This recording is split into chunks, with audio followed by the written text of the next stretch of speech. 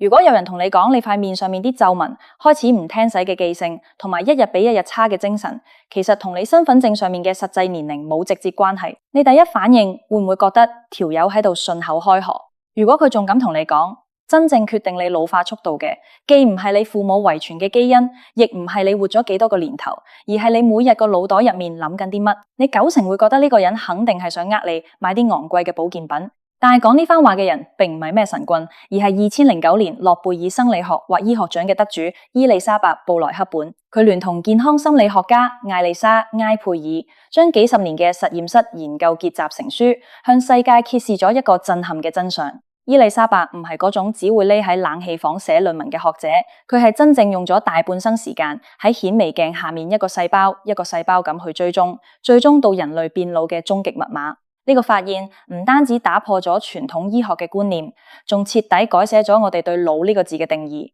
其實秘密就藏喺你身體最深處，喺你身體嘅每一個細胞入面，都有一隻你從來未見過嘅生命倒數定時器。呢隻定時器行得快定慢，並唔係完全由基因整定。相反，你每日嘅起心動念，你嘅情緒起伏，以至你同身邊人嘅相處方式，都喺背後默默咁扭緊呢隻定時器嘅發條。而我今日想話你知嘅，就係點樣利用科學方法，親手將呢個倒數速度收慢，甚至令佢逆轉。要明白呢套原理，我哋要先識一個直接掌控你壽命同生活質素嘅微細物質，佢叫端粒。到底乜嘢係端粒？你可以想象一下你腳上嗰對波鞋嘅鞋帶，一條全新嘅鞋帶兩頭，係咪都會用一個硬邦邦、滑溜溜嘅細粒塑料帽包住？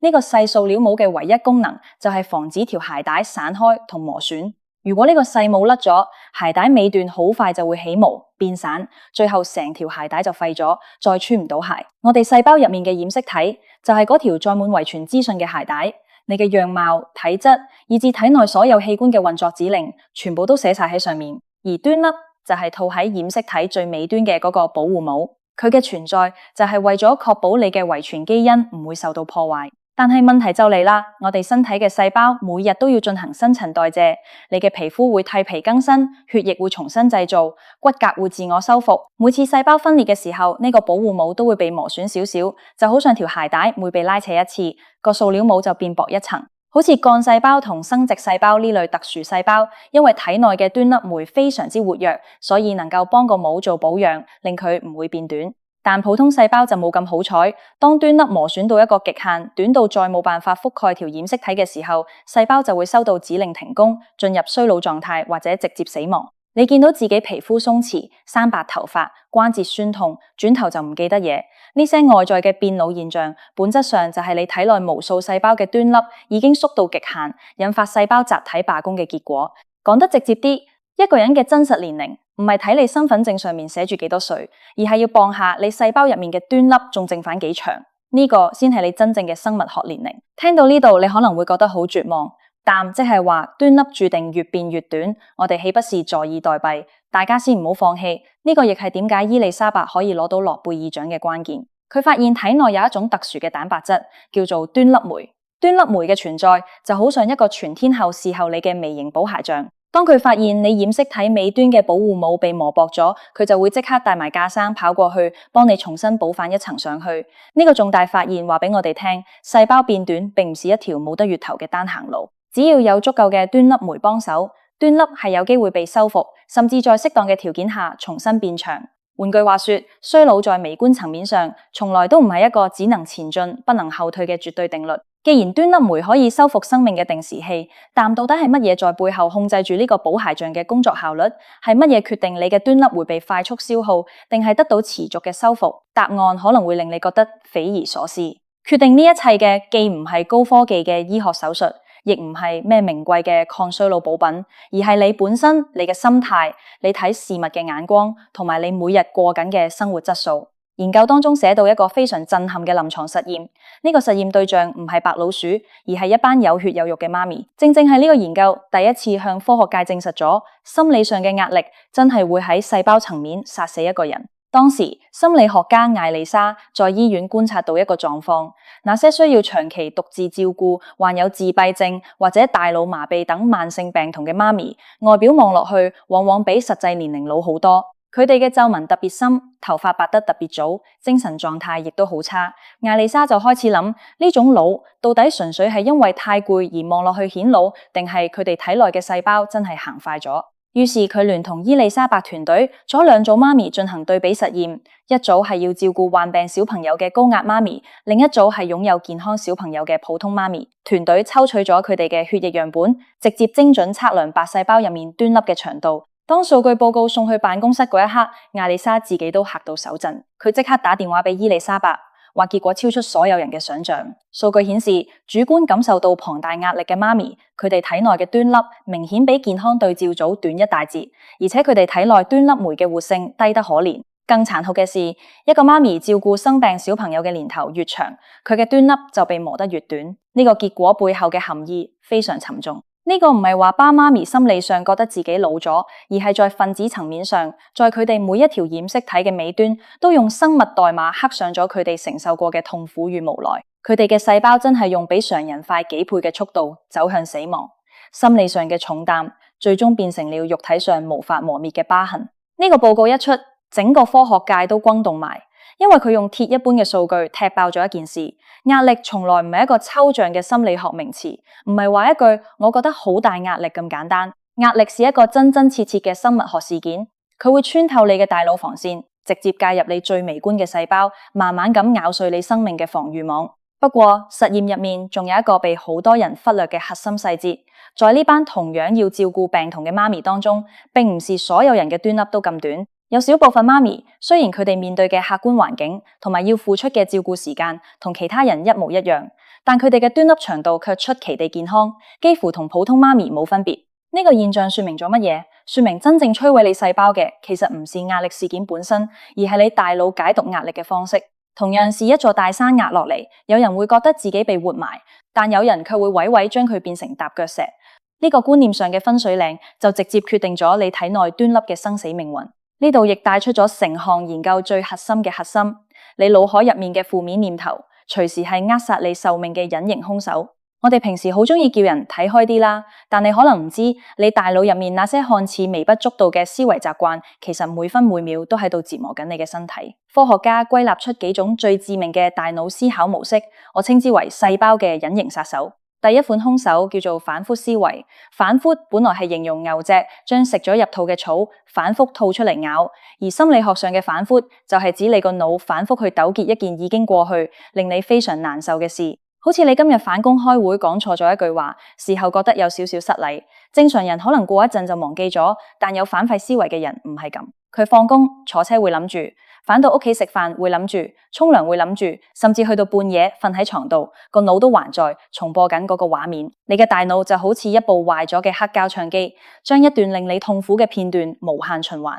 你想停都停唔到。你可能覺得呢個不過係性格敏感，諗多咗啫，有乜所謂？但臨床數據話俾我哋聽，呢種反覆糾結嘅思維同端粒變短有直接嘅因果關係。當你個腦不斷重播消極記憶嘅時候，你嘅身體係分唔清過去同現在嘅。對細胞而言，你每次回想都等同於將佢拉入去同一個壓力現場重傷一次。你嘅壓力荷爾蒙一次又一次咁爆發，端粒亦一次又一次被無情蠶食。你以為自己只係喺腦海入面反思，但你嘅身體其實以為你正遭遇源源不絕嘅攻擊。第二款兇手叫做威脅性思維，呢個係大腦面對挑戰時嘅一種自動防禦機制。當你遇到一個大難題，例如明天要代表公司去向大客做一個好重要嘅簡報，你嘅大腦會自動啟動電腦程式去評估兩件事。第一，呢個考驗有多大？第二，我自己手上夠唔夠牌去應付佢？如果你嘅大腦直覺判定件事太難，我一定搞唔掂，你就會瞬間進入威脅反應模式。呢個時候，你嘅血管會收縮，血壓狂飆，手心出汗，成個人肌肉繃緊，身體進入咗打仗或者逃跑嘅最高戒備狀態。在呢種極端狀態下，體內會大量分泌皮質醇，而皮質醇正正就係端粒酶嘅死敵，會全面壓抑補鞋匠嘅工作。但係如果面對同一個簡報，你嘅大腦做出截然不同嘅解讀，心諗雖然件事好難，但我之前做足功課，我一定可以克服佢。但你啟動嘅就會係挑戰反應模式，雖然你嘅心跳同樣會加快，你同樣會感到緊張同興奮，但你嘅血管反而會擴張，血液可以好順暢咁流向全身，你會感受到一種躍躍欲試嘅力量感。在呢種正面狀態下，你嘅身體功能不但唔會受損，反而會好似開咗外掛咁高效運作。你睇，一模一樣嘅壓力事件，一模一樣嘅簡報，純粹因為大腦一個念頭嘅轉變，身體內部嘅生化反應就出現天淵之別，連帶端粒嘅命運都完全唔同。威脅反應會親手剪短你嘅端粒，而挑戰反應卻會保護佢，甚至激發端粒酶出嚟做嘢。第三款兇手更加普遍，叫心不在焉，即係所謂嘅魂遊太虛。你一定試過呢種情況。你明明食緊飯，但你對眼同條脷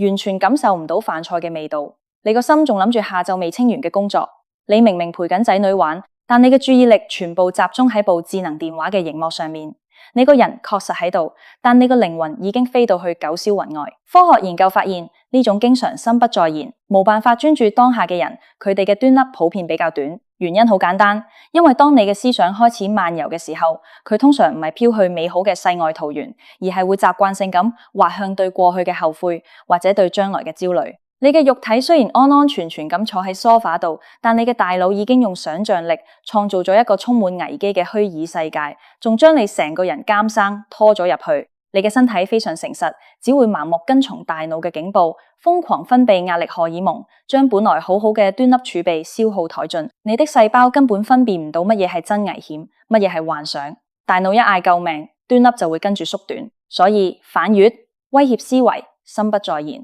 呢三個細胞殺手都有一個共通點，佢哋都係你大腦內部不受控制嘅自動駕駛模式。好多時你根本未意識到自己行緊呢套程式，但你體內嘅生命倒數器已經每日都在默默為你嘅壞習慣買單。但如果想反客為主，保護端粒，甚至令端粒酶活化，又有冇科學證實有效嘅方法？答案係肯定嘅。其中一個最常被科學界提及嘅方法就係正念冥想。好多人一聽到冥想就會覺得呢種嘢好神棍，好有宗教色彩。但在現代細胞生物學裏面，冥想其實係一種幫細胞做嘅負重訓練。科學家曾經安排一班長期承擔龐大壓力嘅公眾進行咗為期3個月嘅正念減壓訓練。當呢3個月完結之後，測試顯示佢哋體內端粒酶嘅活性比完全冇做訓練嘅對照組足足高咗接近 30%。30%絕對唔係一個細數目，呢個代表你細胞入面嘅微型補鞋匠效率突然間提升咗1/3，佢修補端粒嘅速度加快咗，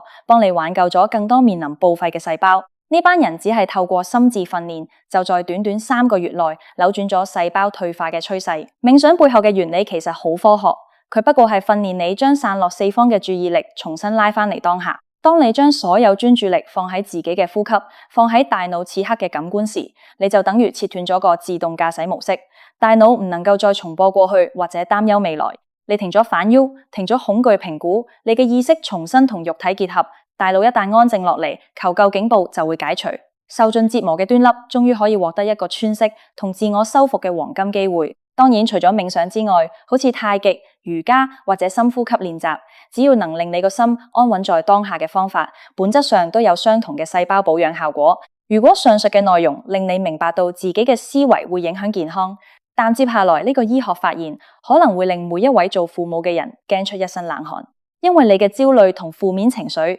唔單止會折磨你親生嘅細胞，佢仲有可能透過生理機制遺傳俾你下一代。醫學界有個非常警世嘅課題，叫做細胞老化始於子宮。研究發現，媽媽在懷孕期間所承受嘅心理壓力指數，同 BB 出世那一刻白細胞入面嘅端粒長度有着非常直接嘅正比關係。你細心諗下呢件事有多震撼？一個小生命都仲未正式嚟到呢個世界，連第一口空氣都未吸入肺部，佢細胞入面嘅生命倒數計時器就可能已經因為佢媽媽在孕期內嘅過度焦慮而被扣減咗時間。佢生命嘅起跑線在母體子宮入面就已經被命運劃壞咗。呢個絕非危言聳聽，而是有分子生物學數據支持嘅事實。當孕婦長期處於高壓狀態，體內高濃度嘅皮質醇會穿過胎盤屏障，直接干擾胎兒正在發育中嘅幹細胞，導致初生嬰兒嘅端粒長度天生就比那些在平和母體內長大嘅 BB 短。更令人無奈嘅是，呢種細胞層面嘅傷害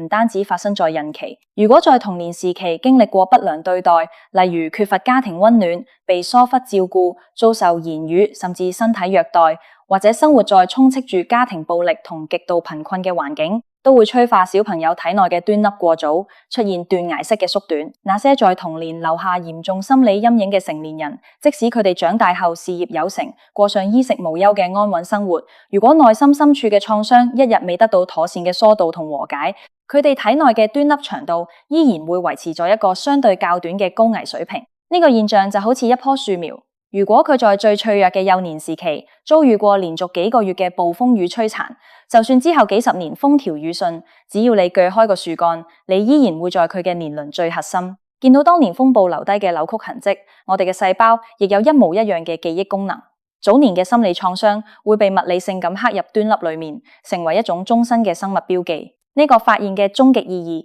早就超越咗科學研究本身，佢係在向每一位為人父母者發出警示。你管理自己脾氣嘅能力，你為家庭營造嘅氣氛，背後影響嘅絕對唔止係小朋友嘅性格發展。你其實係在最微觀嘅細胞結構上，親手雕刻緊你仔女未來嘅健康同壽命。你能夠送俾下一代最好嘅資產，從來唔係名校網嘅豪宅，亦唔係報唔完嘅興趣班，而是一個充滿安全感、平和且充滿愛嘅成長環境。因為呢種無形嘅幸福感，會實實在在咁寫入佢哋每一個細胞嘅端粒防禦網入面。講咗咁多，聽落有少少沉重嘅話題，最後我哋嚟分享一啲令人振奮嘅好消息。呢套研究最偉大嘅地方，並唔係要判你死刑，而係要話俾你知，命運嘅主導權其實掌握喺你手入面。科學家根據多年嘅臨床追蹤，整理出幾項已經被證實可以有效激活端粒酶、延長端粒嘅健康生活指南。首要任務，亦是目前科學界公認最有效嘅，就係建立規律嘅運動習慣。但大家唔使壓力太大，你並唔需要將自己逼成一個專業嘅健身運動員。研究指出，適量嘅帶氧運動，好似每個禮拜抽3日出來慢跑，每次大約45分鐘，就已經足夠啟動體內嘅端粒保護機制。無論係急步行、游水定係踩單車，只要能令心跳適度加快，效果都非常理想。相反，現代人最流行嘅久坐不動對細胞嘅傷害卻大得超乎想象。報告指出，那些每日坐喺寫字樓定格不動嘅人，就算佢哋放工後會象徵式去健身房做1小時劇烈運動，佢哋體內嘅端粒長度依然未如理想。簡單啲講，你返工坐足8粒鐘，放工去健身房死谷1粒鐘，其抗衰老效果可能遠遠比唔上你每隔1個鐘就主動起步起反身行開10分鐘。保持細胞年輕嘅關鍵，從來唔在於你運動得有多猛烈，而是在於你絕對唔可以俾自己嘅身體長期處於靜止固化嘅狀態。第二點是關於睡眠，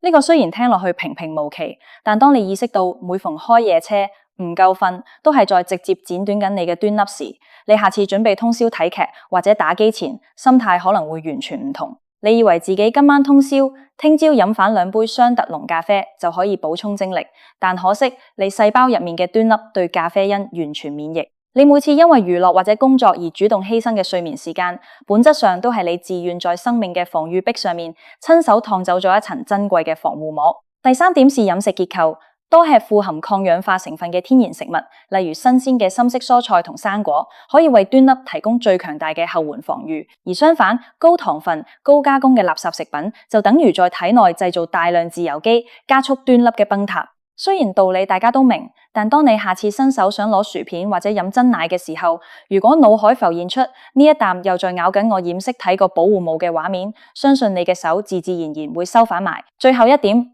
亦是最多人忽視嘅，就係社交與人際關係嘅質素。臨床數據清楚表明，如果一個人身邊擁有高質素、可以互相傾訴同信任嘅親密關係，佢體內嘅端粒往往會維持得比較長。相反，那些長期將自己孤立、切斷社交、內心充滿孤獨感嘅人，佢哋嘅端粒萎縮速度會快好多，甚至連婚姻關係嘅好壞都會直接反映在端粒嘅長度上。生活在幸福婚姻中嘅夫妻，其細胞健康度遠遠超越那些天天在破碎婚姻中忍氣吞聲、互相折磨嘅怨侶。由此可見，人與人之間真誠嘅溫度同支援，唔單止係心理慰藉，佢更是一種在細胞層面上實實在在守護住你生命嘅防盾。孤獨從來唔只是一種情緒，佢係一種持續在微觀層面進行嘅自我內耗。如果今日要用一句話將呢套諾貝爾級嘅科學研究總結晒，答案就是你嘅身體其實每分每秒都極之專注咁聆聽緊你過緊乜嘢生活。